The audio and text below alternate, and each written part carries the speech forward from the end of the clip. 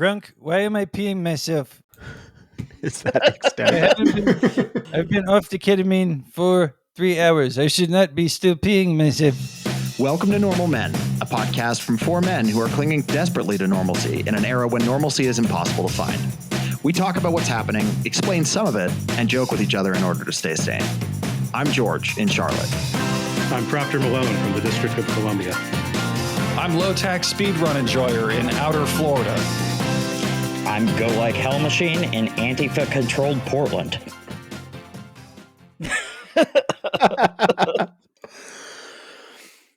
As you can probably tell, we're going to talk about Elon again this week. Every single time that we talk about Elon Musk, I feel like I need to add a theme to it. So, maybe the Darth Vader theme, but played on a kazoo. Oh, that's perfect, man. Oh yeah, like the no, but like out of key, like that Jurassic Park video on YouTube. Yes, because all of the stuff that he has done is so it's awful and it's ominous, and it's going to have all of these ominous repercussions for all this time. But also, it's Elon Musk, man.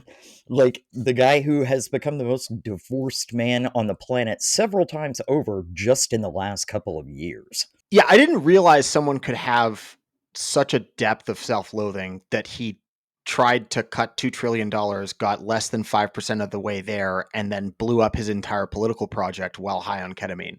We all have issues, man. People need to go to therapy for a lot of different reasons. I've never encountered anything coming close to that. The cocktail he is on, or was on, according to that New York Times article, I don't know how you could function at all on that.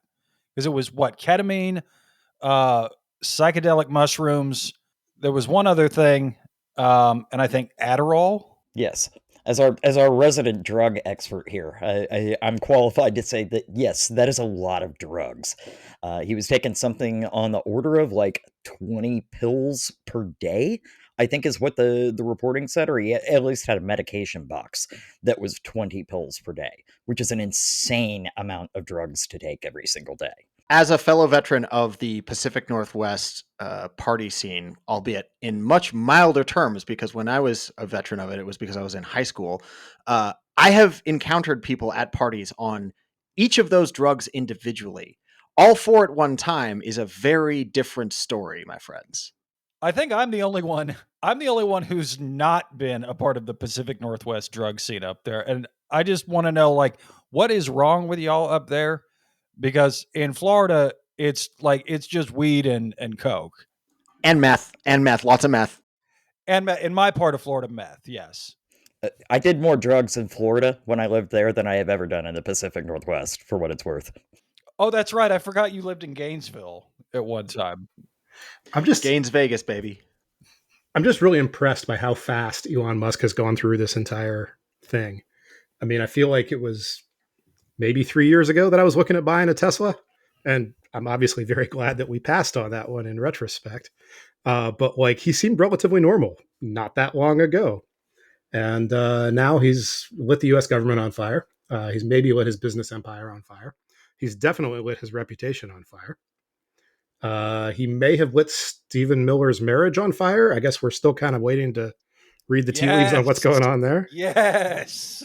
But it's a really impressive swath of devastation that Musk has wrought in a very, very short amount of time. And he's done it while playing an insane amount of video games. It's claiming to, at least. Claiming to. So, I'm, I guess, impressed with that he's managed to get this much leverage out of so short a span of time. But I think this is a real climb down. Him now saying that he's at least leaving DC and maybe stepping back from Doge more generally. Yeah, it's also interesting to look at the timing of the various articles that came out late last week. The New York Times article was the big one that got up a lot of attention, but there was also stuff, in the Washington Post, in the Wall Street Journal, and a few other places as well. It was very obvious that somebody was dumping the equivalent of the Oppo folder from within the Trump administration, and the decision had been made that he's getting pushed out now. Whether that came from Trump or not is an interesting question. But I think as far as Trump administration Kremlinology goes, this is a great case study. It's very clear that whatever Trump says or behaves towards people publicly, he is not really getting involved in a lot of the internecine struggles that are going on under the hood. And viewers will, or listeners, excuse me, we are thankfully not audio based or video based at this point. Listeners will remember the rollback of the reciprocal tariffs involved Kevin Hassett pinning down Peter Navarro in another part of the White House, and then the Treasury Secretary and another official getting Trump to post the rollback of the tariffs while they watched over his shoulder. So there's a lot of stuff going on underneath the surface that has nothing to do with the big wet president's opinions on anything, and is purely just viziers going at each other with knives and memes. So did any of the three of you actually watch the press conference that they did in the farewell to Elon Musk press conference in the Oval Office?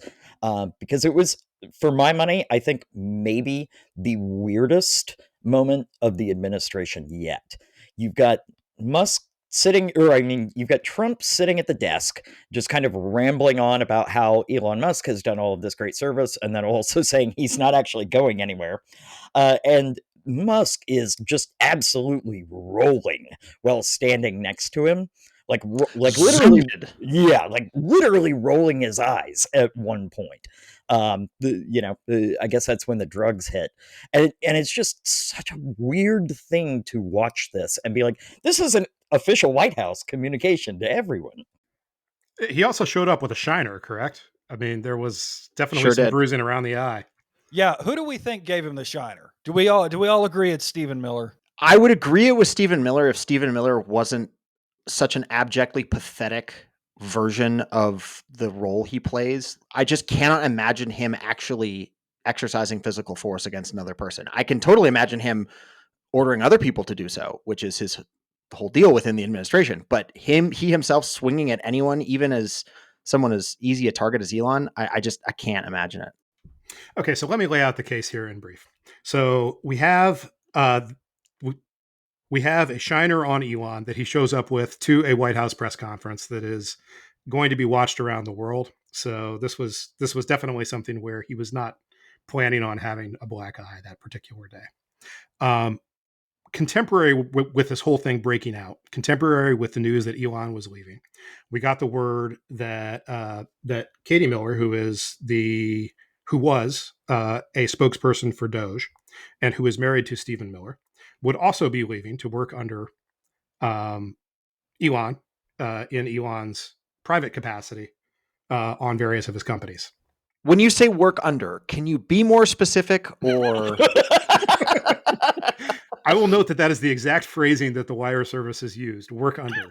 I'm still of the opinion that Elon is probably not having sex at all at this point.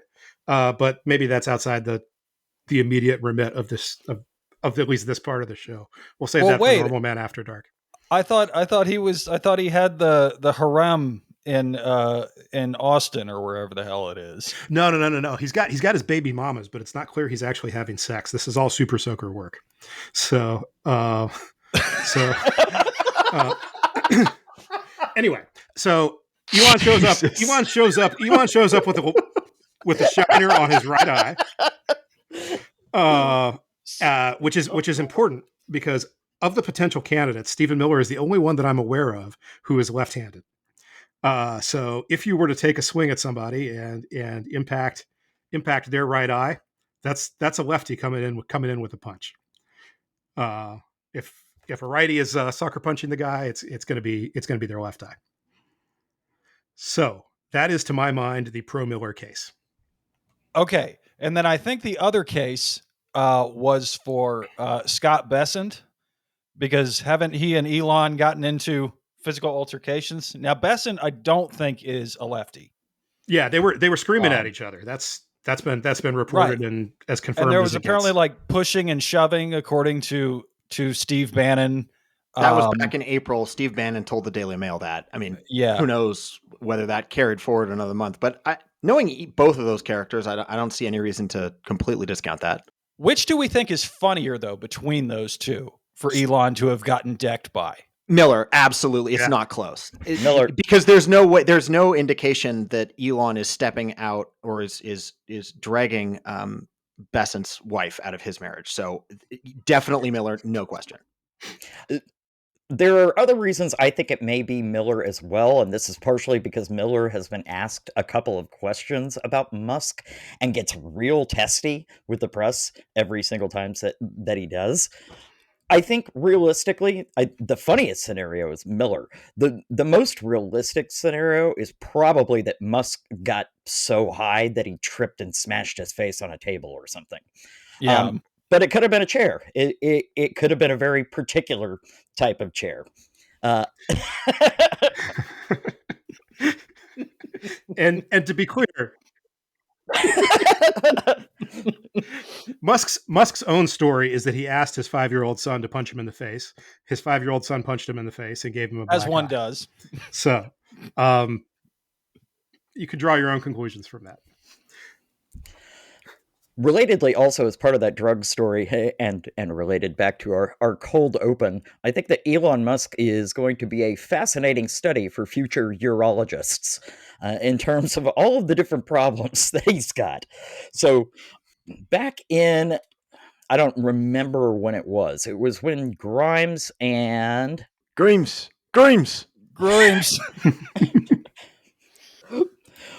But so anyway, Azalea Banks had said that I forget exactly what she said, and I probably wouldn't want to quote it on the podcast anyway. But she said that there was something wrong with Elon Musk's business, and that seems to be something that never really went challenged, and Grimes never really challenged it either. So I think that's sort of interesting.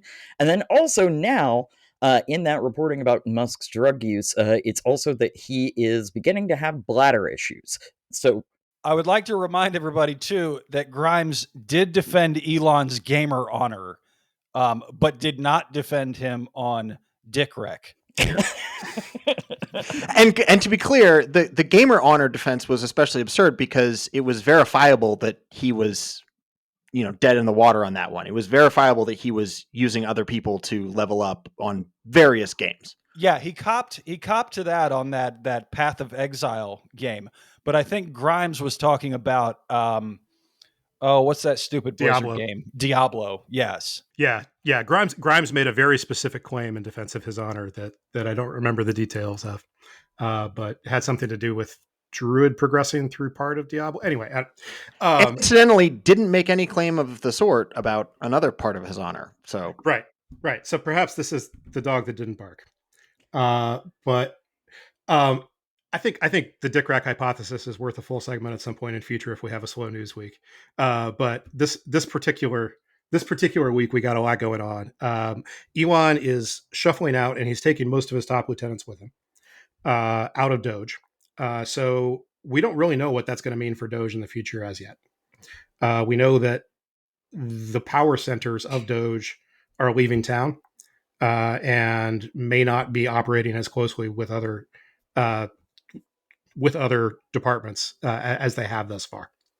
The reporting on this is kind of weird, though, because so Musk is apparently leaving Doge and apparently leaving the federal government. He's taking all these folks with him, but they're still at it very aggressively, and maybe even more aggressively than they had been even a month or two ago, in terms of trying to embed themselves within different government departments and different organizations. There's been significant reporting about that, and I think the thing that makes it very strange is that they're creating almost their own bureaucracy that sits within each individual department, trying to kind of either hoover up different types of data, or monkey around with contracts, or just generally tell people how to do their work. The Doge stuff is also so fascinating because there is very little reason to run with the Doge theme if Elon is out. if that is not the thing that you're offering to Elon to keep him in the camp and keep him supporting campaigns and keep him on the side of reaction in this country, why are you still maintaining it? Obviously, there is a desire to cut government spending and hollow out state capacity from the right generally, from throughout the Republican Party generally. But you can do this through the existing levers of power you have. You can do it, and you can do it with a lot less risk of blowback. I think, and my sort of read on it is that this is a move of impunity in the sense that the Republican lawmakers and party officials who are putting their backs into this still to this day, because I think it's been noted correctly by Go Like Hell Machine and Proctor that this is continuing. Their efforts are continuing. They don't think that anything that could possibly come from this, whether it's no disaster preparedness or massive data breaches, can actually hurt them electorally. And I think that speaks quite precisely to the attitude of the right in this country right now and where their vulnerabilities lie. Yeah, I mean, there was, I think, sort of a related point. It's not Musk related, but a related point was Joni Ernst's no good, very bad weekend. So Joni Ernst recently hosted a town hall. She was doing town hall things, taking questions, and a constituent asked her some questions about the upcoming possible Medicaid cuts. Ernst sort of blew it off, and the constituent yelled at her, that people are going to die as a result of this. Ernst almost entirely dismissed these concerns. So that was bad enough. To jump in, what Ernst specifically said is, well, we're all going to die, which is a line that is made for reuse in media. It was on the front page of the Des Moines Register the next day as well. And then she followed up with a front-facing camera video where she's talking to her phone, just absolutely mocking and belittling the constituent. And like she said something to the effect of, I thought that I didn't have to explain that everyone would eventually die. I also thought that I wouldn't have to explain that the tooth fairy doesn't exist, and that I think that this constituent should find Jesus, basically. And she did this while walking through a graveyard.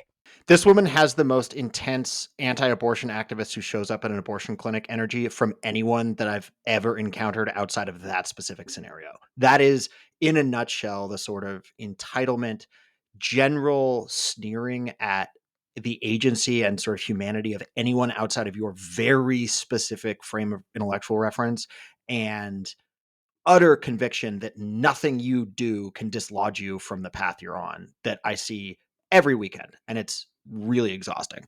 And to be clear, Joni Ernst is, I think, in significant electoral danger this year. She's already had to reverse field on things like Pete Hegseth to try to make sure that she wins her primary. And she's threading a fairly tight needle in the general election in Iowa. Iowa is certainly redder than it is blue, but it's not a Kentucky we're talking about here. This is not R+15 territory. This is I think it's R+6, R+8. It's about the same as the Texas tier in terms of lean relative to the rest of the country. Joni Ernst only won it by 6.5 points in 2020, and 2026 is going to be a bluer year than 2020 was. And that was with Trump on the ballot. That was with Trump on the ballot. So I think between the widely rumored affairs with military personnel and her fairly hardline stances politically on a bunch of things, also Iowa's a state that is really going to feel a lot of pain from tariffs because they export agricultural products, and also from whatever snap cuts wind up happening. They're going to take it on both sides there because they have a fair amount of poverty that requires SNAP intervention, and also they sell food to SNAP. I think that this is rocketing up the board as a potential pickup opportunity for the Democrats. That if you're looking for that third Senate seat or that fourth Senate seat that would get us back in the majority in 2026, I think Iowa is now in the tier of states you have to seriously look at after North Carolina and Maine, which if we don't win both of those, we're not taking the Senate back. But so to tie this back into what George was saying before, yeah, it's part of this same kind of culture of impunity, and I'm constantly pointing out on social media, it's all vice signaling. It's all we can do this, and no one can stop us, and we will do it because we don't care. And that's really the ethos that Doge was built on. That's the ethos with which Elon Musk lives his life. And I do think it's going to be interesting to see how long Doge survives and how much influence they may maintain within kind of the federal government and within the executive branch, without Musk as kind of their big figurehead for that. I mean, we have a history of implanting something like Doge operatives within other parts of the bureaucracy, and it's something like the commissar system in Soviet Russia, where you have politicals that are essentially there to make sure that the bureaucracy is on message, that don't necessarily have an active day-to-day role in making sure that the agency does whatever it's supposed to do, but their job is to make sure that the agency isn't doing anything that is in conflict with what the party wants. Their job is to ring alarm bells. It's not to operate the agency. It's to hit the veto button if anything is going off the rails that is going to get them in trouble with the party. And to be clear, both in the United States historically and around the world, when you talk about civil service, you don't talk about people who are being held to any specific ideological standard. That's just not been done. It's especially true in countries like Canada or the UK, but historically in the United States as well. Once you get below the political appointee level in any part of the executive branch or in institutions like the Congressional Budget Office or the Library of Congress or whatever, it doesn't have to be specifically creatures of the executive branch. There is a very strong history of not asking about people's politics, and we're just here to do a job, and we're not here to decide whether you're for or against a given president and whether that impacts whether you have a job or not. That's just not how it's been done. Yeah, I mean, when you work in bureaucracy, it's you're implementing something that Congresses and White Houses have passed. That's all you're doing. It's we want you to do this survey of GDP. We want you to make sure that people aren't dumping uh, coal runoff in the river in the Ohio Valley, whatever the case may be. And your politics have no impact on how you go about doing that job. Congress has told you how to do that job. So I think one question this raises as we go forward with these Doge embeds, it's one thing to have your commissars in place at various parts of the bureaucracy. It's another thing to have somebody else's commissars in place. Whoever these Doge operatives are going to continue to report to, whoever they're going to take tone from, um, if it's not Elon Musk, they're whoever it is going to have to do some serious gut checks as to whether or not they trust these people. And based on what we know about the hiring practices of Doge, I'm not sure that's going to go great for some of these people. What I think is a possibility, and this goes back to kind of how Doge got started, and this is my theory on this. I think that Musk took a look at the Project 2025 stuff and got in first and decided to try to do most of it himself. And that is what we've seen with Doge, because it looks similar to Project 2025, but it's not the same thing, and it's not done in the same way that 2025 was kind of planned to do, insofar as it was a plan. Now I think Vought or other sort of Project 2025 underlings within the administration are going to try to use Doge to realign that with their original vision. Project 2025 was also very much a inside the beltway phenomenon. These were people who looked at 2016 to 2020 and said, what do we have to do next time to actually execute? And in that sense, it was an extremely scary document because they were thinking very strategically in a lot of places in there. Not in every instance, but there was a lot of very strategic thinking about how does the government actually work and how do we get what we want in really long-term ways that will embed it in the future of American civil service, American law, et cetera, et cetera. Doge was not that in any way, shape, or form. Doge is a Silicon Valley approach to driving change, which is come in and rip the guts out and hope for the best. And maybe it'll work and maybe it won't, but who cares? We'll just go home and live in our mansions if it doesn't.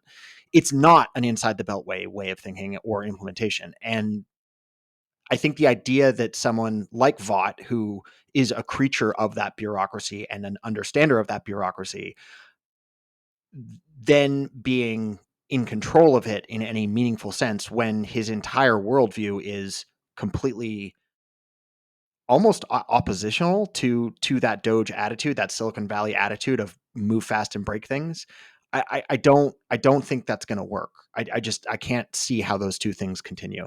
Yeah, I don't think it works either. But I do think he will probably see it as a set of tools that he might be able to use. Those tools, though, were really fashioned for Elon Musk and for Silicon Valley types, and not fashioned for someone who's trying to lead an ideological war, right? Yeah, I think there's also kind of a gradation of ideology between the people who are part of the Doge project.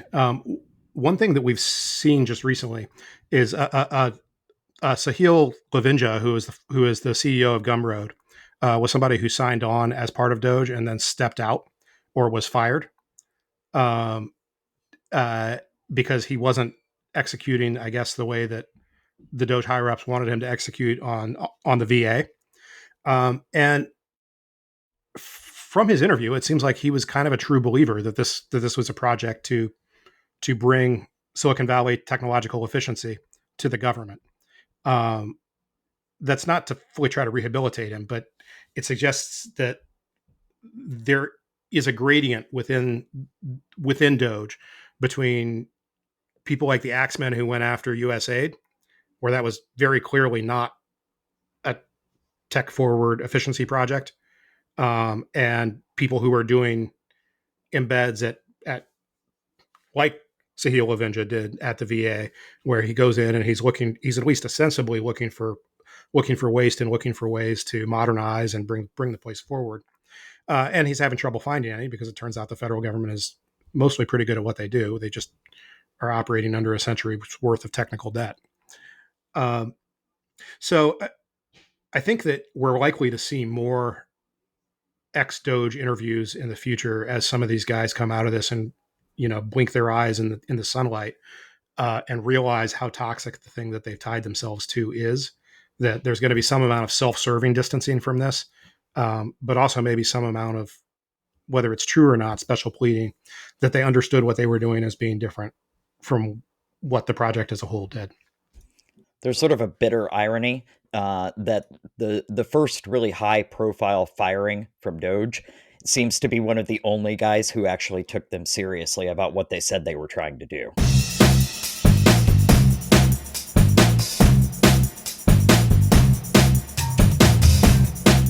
So George, we've had a lot of action, but not a lot of motion on trade since we last spoke. Can you catch us up on what's happening with the tariffs? Tariffs go up, tariffs go down. Every Friday, another 50% wildcat tariff on something. This week it was steel and aluminum. Last week it was the EU. That got walked back almost immediately. Over the course of the last week, though, we did have a very important, in my opinion, legal decision from a very obscure U.S. court. For those that aren't familiar, most of the time when you're talking about the first level of what are called Article 3 judges, district courts, it's where you go to file a lawsuit in the U.S. when you're talking about federal courts. They're geographic. So, for instance, in North Carolina, we have 3 different geographic regions for them. New York has 4. Those then roll up to courts of appeals, and then there's the Supreme Court sitting above all that. There are some exceptions, though. One of those is the U.S. Court for International Trade, which sits in Manhattan and is where all the cases related to duties being imposed incorrectly or international trade disputes, et cetera, are heard. And they got a case from a very conservative, very libertarian think tank, as well as a number of states attorneys general, excuse me. And this case basically argued that the Trump tariffs on Canada and Mexico, initially announced in response to quote unquote fentanyl trafficking, and the reciprocal tariffs from Liberation Day, April 2nd, on everybody essentially, are unconstitutional. And the U.S. Court for International Trade, I didn't follow this case closely early on in its procedural history, so I'm not sure how they got from those initial filings. I believe the first filings were April 14th to a summary judgment, which they did last week, but they did in record time. Yeah, they moved very fast there. The joke about the Court of International Trade is that anybody involved in litigation at some point has had the experience of being in a conversation where you have to pretend that you already knew that the Court of International Trade existed. That this is it doesn't come up a whole lot. So summary judgment, for those of you who may not be law adjacent, means that the court looked at the law and said that based on the law, not based on the fact pattern, that the claim necessarily succeeded. There's no finding of fact that needed to happen there. The court made the decision as a matter of law that this outcome was correct. So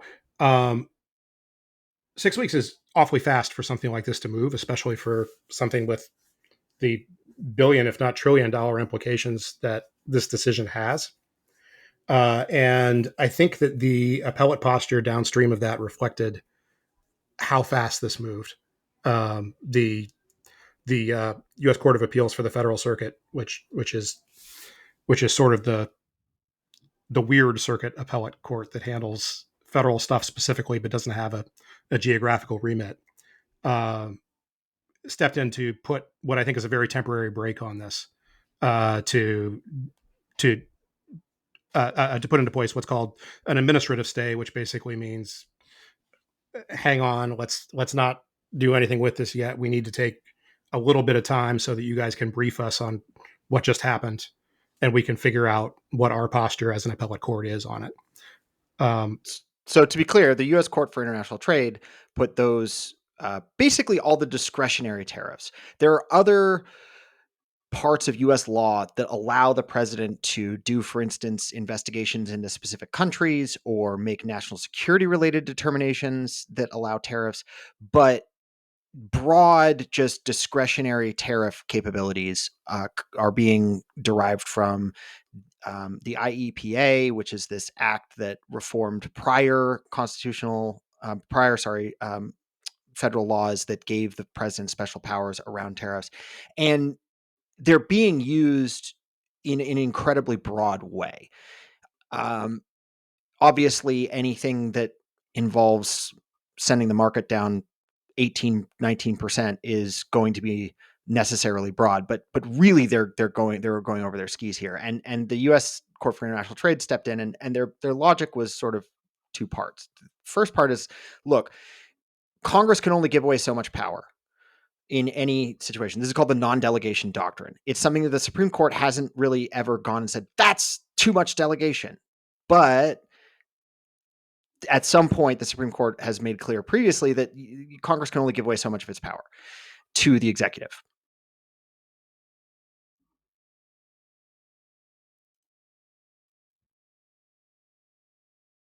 Explicitly, it's right there. Congress shall have the ability to impose tariffs, duties, et cetera. Yeah, it's right. It's black letter law in the Constitution. And so that's part of it. The second part of it is that, there's three parts of it. That's the first part. We're going to come back to the third part, but the second part is that under any reasonable interpretation of the IEPA, what Trump is doing is just ludicrously overbroad. Even before you get to the constitutional analysis, the statutory analysis is just like, this is not what this is meant for, dude. It was very obvious. The congressional history on this is really clear. And there are other things you can do, like, for instance, address a balance of payments crisis with temporary tariffs, but just unilaterally smoking individual countries because they won't negotiate with you with tariffs, or letting ChatGPT write you an algorithm for applying across the board tariffs based on trade imbalances, like that stuff's that's not allowed. Couple other notes on this from that USCIT decision, and there is this third thing. We're going to come back to that after we finish up with where this is headed next. The panel that decided it was a Trump judge and then 2 other appointees. So it was a per curiam decision. We don't know for a fact that the Trump judge was 100% there with it, but he didn't care to write a dissent. So clearly he wasn't that far off with it. This was not a close decision. I mean, this is the equivalent of getting posterized in federal court, right? So, so then we get up to this odd. We go from an odd first level court to an odd appellate court, and we're waiting a week essentially. What was interesting was that on Friday was the number of Trump administration officials coming out and saying, "Oh, this is a huge victory for the president," when in most cases, for instance, if this was in the Fifth Circuit, who we know would just let Trump do whatever he wanted, if that was the appellate court in question, they would be right. It would be a clear signal from the Fifth Circuit that they're going to find for defendants, which is in this case the Trump administration, and that they thought there was an issue with the logic used by the district court. That is not the federal circuit. It's got no Trump judges on it. It has some characters that Dr. Proctor can maybe speak to, but it's not a Trumpy court. So my tea leaf read is that they're about to posterize the Trump administration again, and they're just throwing the alley-oop, as it were, as opposed to shooting a long 3. Yeah, the particular personnel wrinkle that the Federal Circuit has right now is Judge Polly Newman, who is as of the time that we're recording this podcast, 97 years old, and has been in this kind of unseemly back and forth with the rest of the court for the past several years, where the rest of the court is trying to suspend her and push her out because they think she's no longer capable of discharging her responsibilities as a judge. And she's protesting that she is still perfectly capable and can continue sitting as a federal judge, and she's not done yet, and she doesn't want to take senior status, and she shouldn't have to. So this is kind of played out in, frankly, a really tawdry kind of way. And the current status is that Judge Newman is suspended, and I believe it's being heard in the DC court, in the DC circuit, that independent judges are looking at whether or not she is capable of continuing to do the job right now. But she didn't take part in this particular decision. My guess is that if the federal circuit does go against Trump, you're going to hear more about that as some kind of conspiracy theory that, Judge Newman would have done things differently if she'd had her rightful status as a judge for this decision. But I agree with George that probably this is not going to be a super close call at the appellate level either. The Trump administration has really stretched their statutory authority well past breaking on this. They found some kind of emergency authority, and they've taken the opportunity to claim that it applies to everything. This better not be close with all the basketball references y'all are making here. It's not basketball. I live in North Carolina, dude. It's not basketball season anymore. It's hockey and college baseball. So just in terms of what happens next, assuming that whatever happens in the appellate court, in the the circuit court for the federal circuit court, man, it's been a long weekend. Whatever happens there, we're going to go up to the Supreme Court. I mentioned there were sort of 3 interesting things. So we talked about the first 2. The third thing is the USCIT decision, the summary judgment decision, references Chief Justice Roberts' favorite doctrine, the one he created, the major questions doctrine, right? They're basically saying the Supreme Court has told us that you can't just go out and reinterpret statute on the fly as the executive branch and come up with huge new public policy impacts based on that new reinterpretation. Now, just to be clear, I think the major questions doctrine is nuts. I think it's completely ridiculous, but it is a very direct appeal to Chief Justice Roberts, saying like, dude, like, how can you let this guy do what he's doing when you've got all this work towards preventing this exact kind of thing? They're saying, Mr. Chief Justice, you are the specialist boy, and we're going to use your pretty little doctrine here. Please Yep. side with us. Yep. And I think he actually will. My read of the Supreme Court, and this is me being speculative. I'm not an attorney. I'm not a law professor who spends their entire day, posting and podcasting about the Supreme Court. And if the 5-4 gang want to dunk on me for this, they are more than welcome to. They're not law professors, which is good, but they're welcome to dunk on me. Love those folks. If it goes up to the Supreme Court, I think the Supreme Court is going to say, let's take this tool away from him, because it's only going to, he's just going to misuse it and he'll get in the way of the rest of the agenda. And also, we don't like a federal government that's muscular enough to do this kind of thing in the first place. So it fits. And Alito and Thomas will throw an absolute fit, and that'll be that. So that's my sort of forecast for how this all plays out.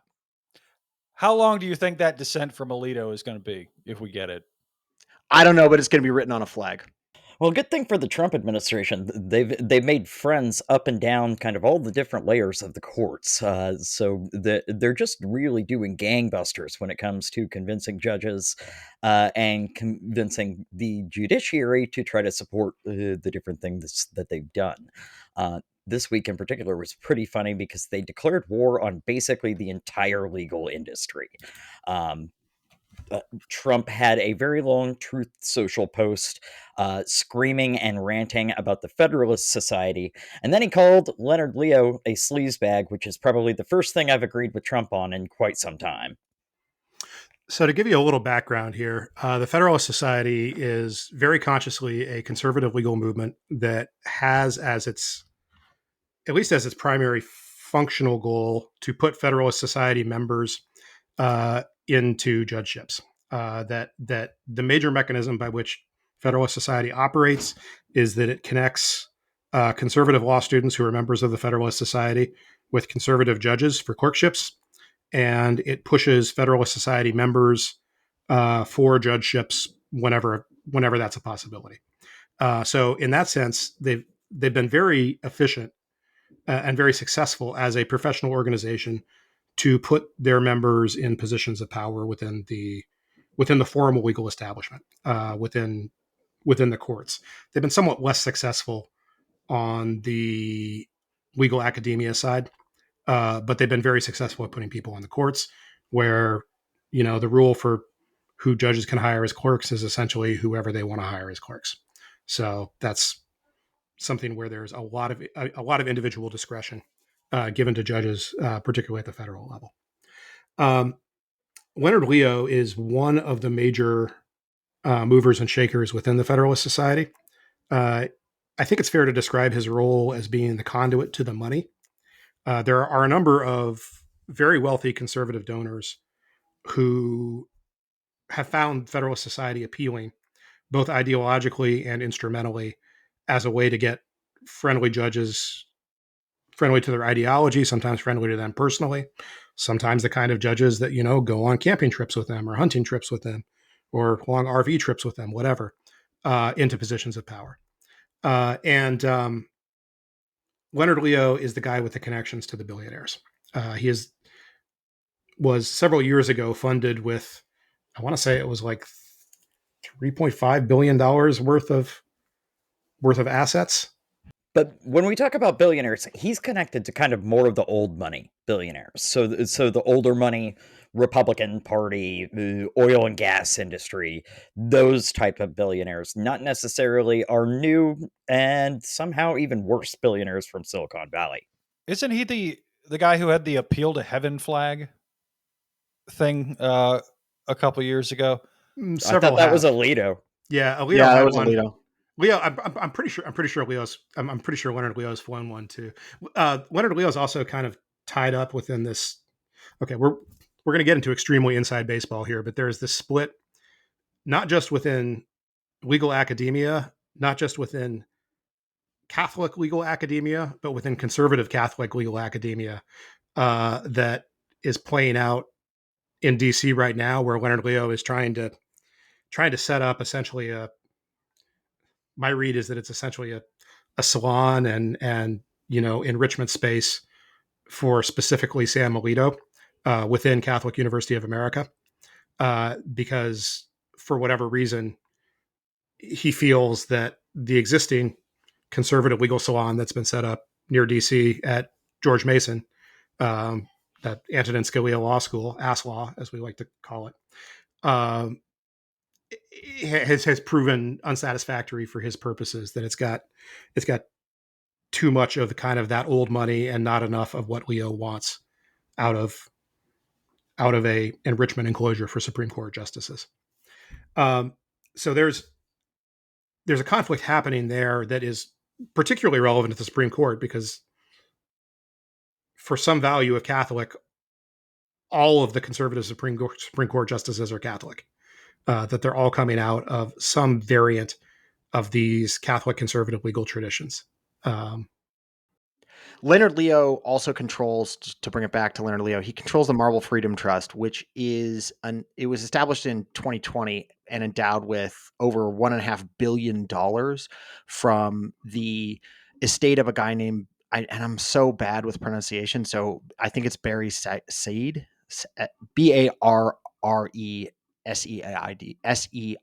excuse me.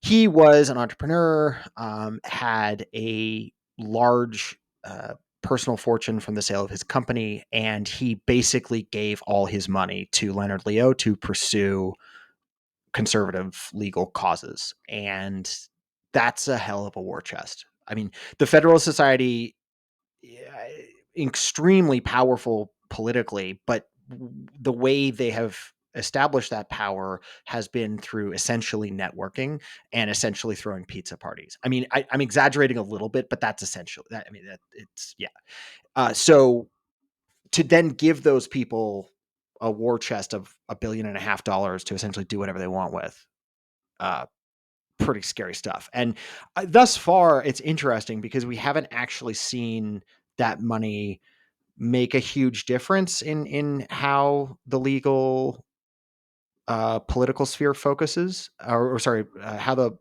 legal political sphere operates. I don't think.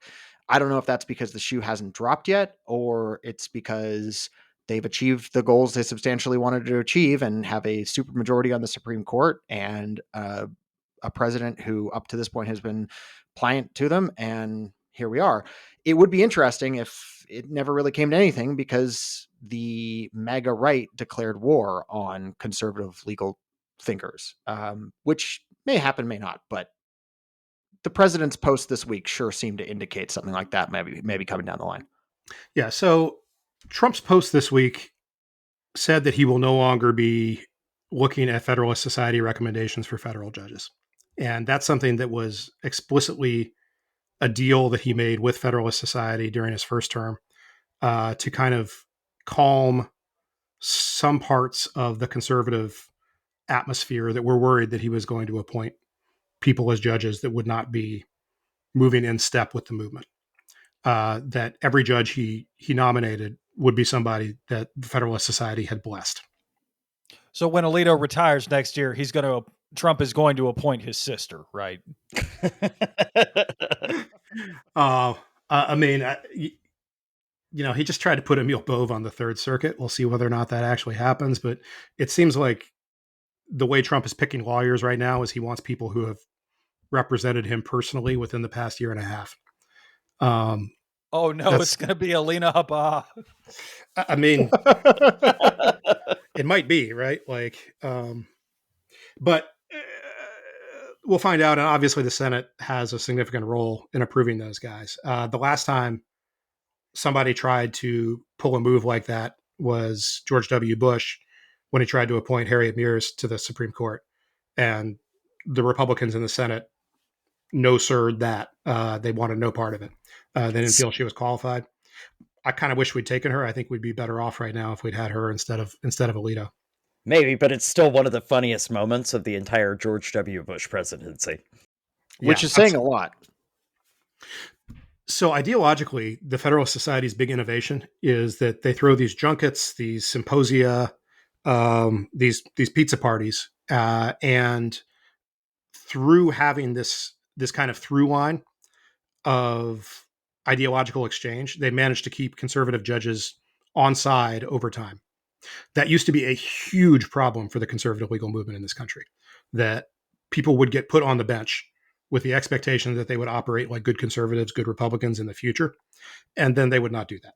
They would go rule in other ways. They would go turn into David Souter or John Paul Stevens on the Supreme Court, or many other people on lower levels of appellate courts, where they wound up operating as much more liberal jurists than they were advertised when they were nominated.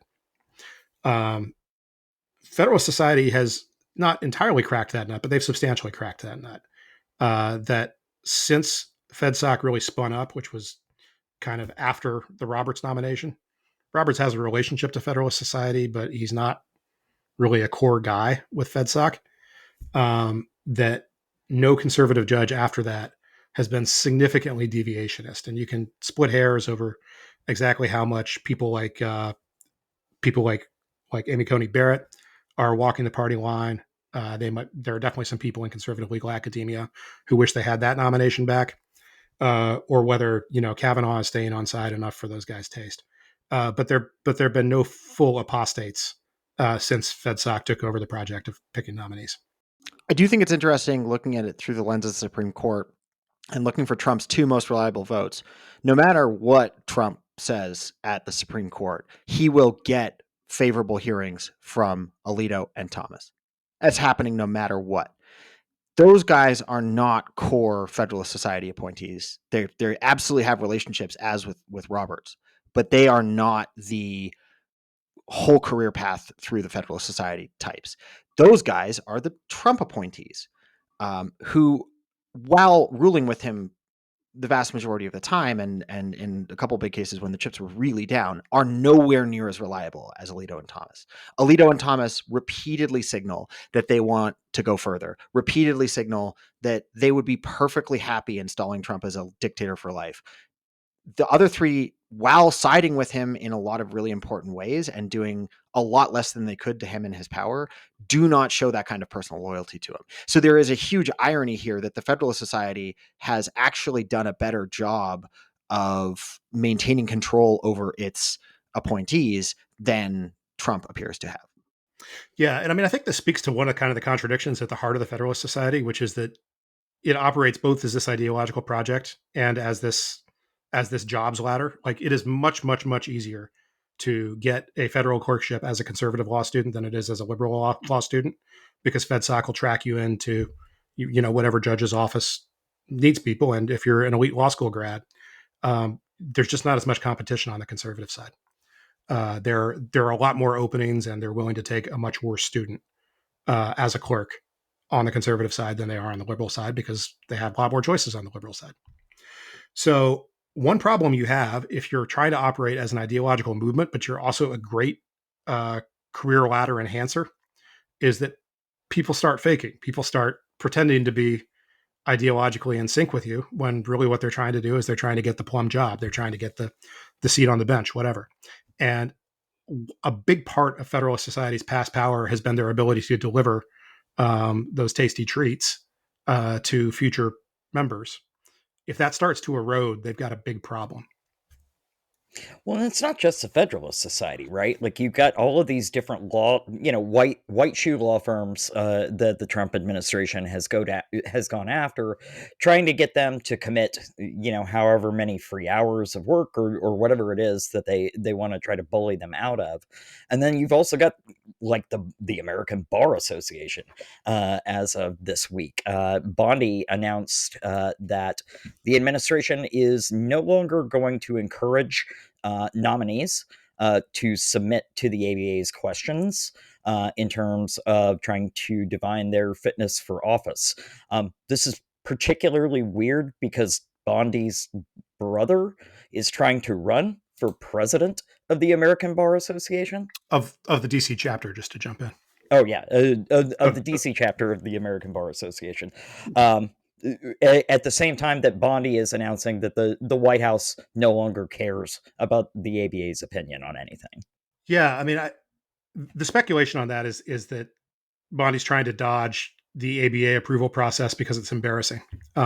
Because the ABA is going to return not qualified designations on lots and lots of the people Trump plans to nominate, and they want to try to sidestep that entire process and avoid a negative headline about the judges that they're nominating.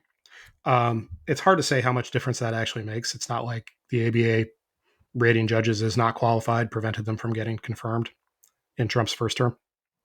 But it's indicative of, I think, the direction that Trump is planning on going here. We're going to get some really bad lawyers nominated to lifetime appointments on courts over the years to come here. I miss the old heydays when we could put our heads down and lament that George W. was choosing among the finest graduates from Regents University for his judgeships.